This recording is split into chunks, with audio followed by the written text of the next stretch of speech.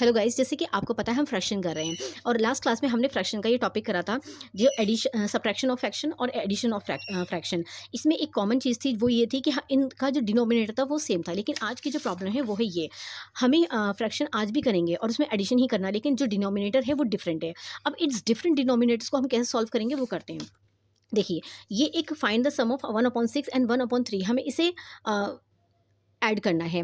लेकिन ऐड करने के लिए हमें एक चीज़ निकालनी पड़ेगी, वो होगा लोएस्ट कॉमन मल्टीपल।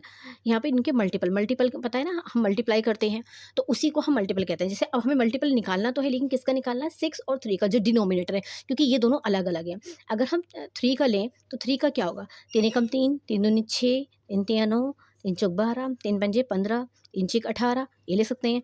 अब देखिए यहाँ पे फिर मैंने 6 का लिया मल्टीपल, तो 6 का 6 एकम 6, 6 दूनी 12, 12 6 थी 18, 6 छेक 24, ऐसे बहुत सारे। लेकिन अब हमें ये देखना है कि इन दोनों में कॉमन कौन सा है।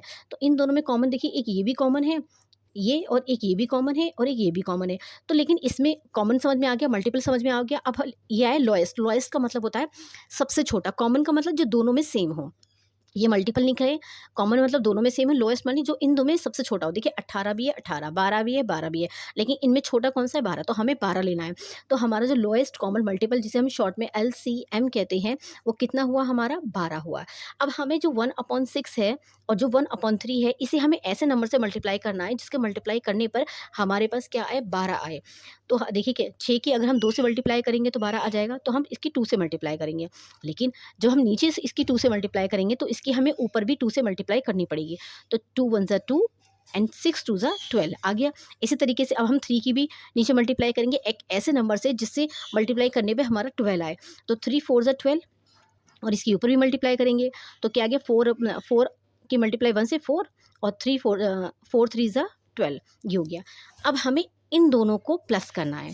तो 2/12 plus 4/12 is equal to 12। Common ले लेंगे जैसे कि हमने कॉमन डिनोमिनेटर में करा था, और 2 + 4 इज इक्वल टू 6/12 आ गया। और अगर आप थोड़ा ध्यान देंगे तो ये दोनों सेम टेबल में आते हैं। तो यानी कि 6 की टेबल में 6 भी आता है, 12 भी आता है, तो इसे हम डिवाइड कर देंगे। जब हम डिवाइड करेंगे तो क्या आएगा? 6 1 ज़ा 6 एंड 6 2 ज़ा 12, तो ये हमारा आ गया आंसर।